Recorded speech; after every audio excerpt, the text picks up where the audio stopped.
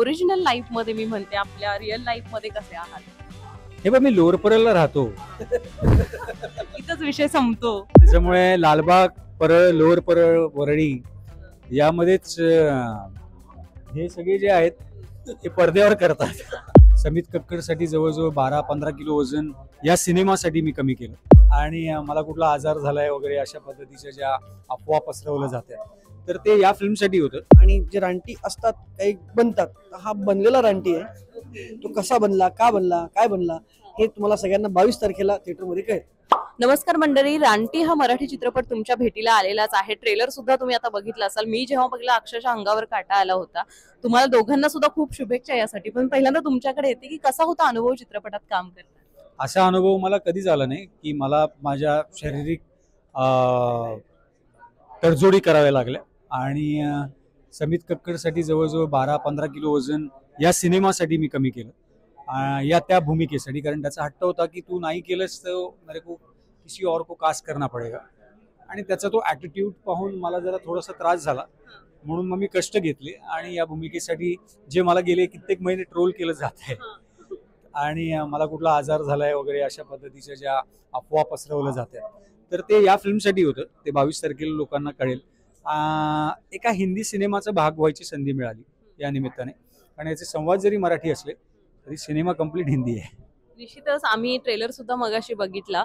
पण मला विचारायला आवडेल, पहिल्यांदा मी तुझ्याकडे येते की रानटी काही असतात काही बनतात. तू तर फार गोंडस गोड अशा भूमिका केलेल्या आहेत, आम्हाला आवडलेल्या आहेत, पण प्रेक्षकांना सुद्धा आवडलेल्या आहेत. पण यामध्ये रानटी म्हटल्यावर थोडासा रॉ माणूस हवा होता, तर कसं निभावून नेलंस हे सगळं आणि कसं केलं?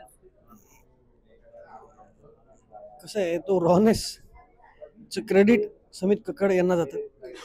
आणि माझ्या आजूबाजूला जे कॅरेक्टर्स होते फिल्ममध्ये, सुशांत दादा, शरद दादा, संतोष दादा, या लोकांनी पण त्या रॉनेसला आणायला मला मदत केली.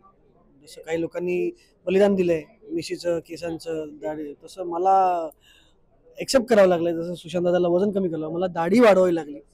आणि दाढी म्हणजे ऑलमोस्ट एक वर्षभर मी दाढीतच फिरत होतो. कारण की काही गोष्टींमुळे मला जरा फर्स्ट सेकंड शेड्यूलमध्ये जरा गॅप गेली. त्यामुळे ती कम्प्लिटली दाढी वाढवणं आणि तो लुक वेगळा मला मिळाला. आणि त्यावरही मला बरीच कामं मिळाली. So I am very thankful to him की ती लुक त्यांनी मला तो रॉनेस येऊ दिला. आणि जे रानटी असतात काही बनतात, हा बनलेला रानटी आहे. तो कसा बनला, का बनला, काय बनला, हे तुम्हाला सगळ्यांना 22 तारखेला थिएटरमध्ये कळेल. मी परत एकदा तुमच्याकडे येते की काही असतात काही बनतात, अशा बनलेल्या आहेत. तुम्ही काय आहात? 22 तारखेला आता काय एक एक एक एक जवळजवळ 8 कॅरेक्टर आपण आज रिव्हील केले. अजून काही कॅरेक्टर्सचे लुक आणि त्यांच्या भूमिका रिव्हील व्हायच्या बाकी आहे. कारण सगळंच रिव्हील केलं तर 22 तारखेला दाखवणार काय. त्यामुळे 22 तारखेपर्यंत जेव्हा तू प्रीमियरला येशील तेव्हा आपण भूमिकेविषयी निश्चित बोलू. निश्चितच सर. पण ओरिजिनल लाईफ मध्ये मी म्हणते आपल्या रिअल लाईफ मध्ये कसे आहात? हे बघ, मी लोअर परळला राहतो. इथंच विषय संपतो. त्याच्यामुळे लालबाग, परळ, लोअर परळ, वरळी यामध्येच हे सगळे जे आहेत हे पडद्यावर करतात. ते तिथेच राहतो अगं. त्यामुळे लहानपणापासून हे सगळं मी सगळं बघत आलोय. मला काय शिकत मी बारकासून केलंय असं म्हणतात कोल्हापुरी भाषेमध्ये. मी तुझ्याकडे येते, तू कधी असं हाणामारी किंवा असं काही कॉलेजमध्ये किंवा शाळेत केलं? कॉलेजमध्ये खूप मारामाऱ्या झालेल्या आहेत, शाळेमध्ये पण खूप मारामाऱ्या केलेल्या आहेत. तो रानटीपणा आहे प्रत्येकात असतो. पण तो एक वेळ असतो, तो कधी येऊ द्यायचा बाहेर, कधी त्याला थांबवून ठेवायचं, कधीपर्यंत आपण त्याला, आपले पेशन्स असतात, कधीपर्यंत आपण थांबवू शकतो. रानटीपणा मला वाटतं सगळ्यांमध्ये असतो.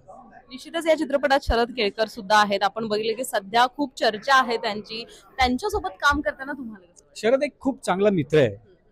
एक हिंदीतला स्टार, सुपरस्टार, साऊथमध्ये सुद्धा ज्याच्या आवाजाची एक जादू आहे.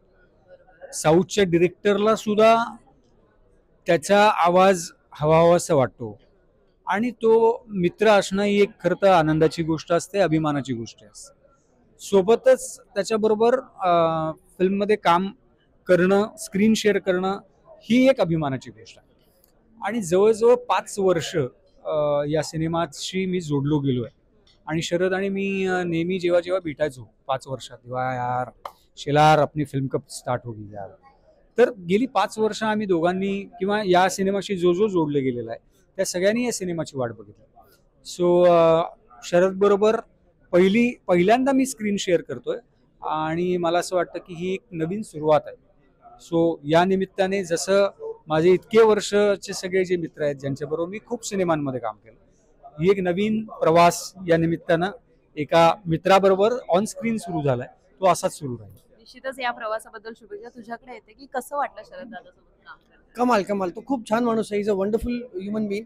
आणि जसं सुशांत दादा माझ्यासाठी मोठ्या भावासारखे आहेत, इव्हन तो पण माझ्यासाठी मोठ्या भावासारखा आहे.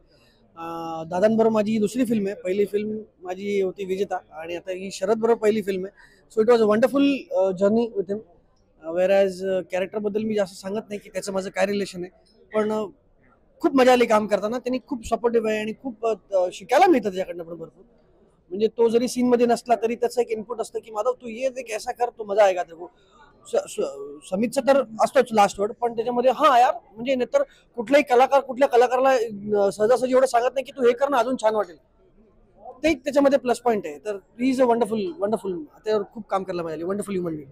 निश्चितच सुशांत, आता मी परत एकदा तुझ्याकडे येते की वजन कमी केलं आता वाढवायसाठी काय प्रयत्न चालू आहेत का? मला असं वाटतं की आता इतके कष्ट करून पहिल्यांदाच मी फिट झालोय असं माझे बरेचसे मित्र म्हणतात. कारण काय होतं, जेव्हा तुम्ही वजन कमी करता तेव्हा ते वाढवणं पण ना तेवढंच डिफिकल्ट असतं, आणि ते ग्रॅज्युअली वाढलं गेलं पाहिजे. आणि मला असं वाटतं की खूप वर्ष जे मी लक्ष दिलं नव्हतं ते या सिनेमाच्या मुळे मी स्वतःकडे लक्ष दिलं आणि जाणीवपूर्वक हे मी कमी केलंय. तर स्क्रीनवरती ना जेव्हा दिसतं तेव्हा मोठ्या स्क्रीनवरती तुम्ही जेव्हा जे आहात त्याच्यापेक्षा एक दीडपट जास्त दिसतात. त्याच्यामुळे आता जरी मी म्हणजे तुम्ही हिंदीतल्या ज्या हिरोईन बघता अशा ज्या आपण खूप सडपातळ वगैरे असं म्हणतो, आणि त्या व्यवस्थित त्या स्क्रीनवरती त्यांचा प्रेझेन्स दिसतो, तर तसंच म्हणजे मेल कॅरेक्टर्सच्या बाबतीत पण होतं. त्याच्यामुळे स्क्रीनवरती पाहताना तुम्ही आता जे आहात त्याच्यापेक्षा दीडपट दिसता. आता वाढवायचं जरी झालं तरी सामाजिक वाढवणं यासाठी प्रयत्न करेन. शारीरिक फार वाढवणं योग्य राहणार नाही असं माझ्या मित्रांनी मला सांगितलं. आणि असंच हवं. He is looking very fit आणि we are very happy to see him like this. आधी असाच होता. प्रॉब्लेम असा होतो की खूप शर्ट जे आहेत, खूप कॉस्ट्युम जे आहेत ते येत नाहीत, आणि ते घातले की मग अगदीच त्याच्यात बारीक वाटतो. त्याच्यानंतर मग माधव फोन करून मला सांगतो, दादा ये शूट ये शर्ट जो है वो बंद कर दो अभी पहनना. नाही, but you looking very fit. आणि काय आहे, यंग अजून यंग वाटतात ते, म्हणजे तसेही यंग आहेतच ते, आणि आता जरा जास्त यंग वाटतात. त्यामुळे जरा कॉम्पिटिशन साठी मला जरा भीती वाटायला लागली. थोडंसं वजन 2 किलो वजन वाढवा. निश्चितच तुम्हाला दोघांना सुद्धा खूप शुभेच्छा आणि चित्रपटासाठी सुद्धा खूप शुभेच्छा. थँक्यू.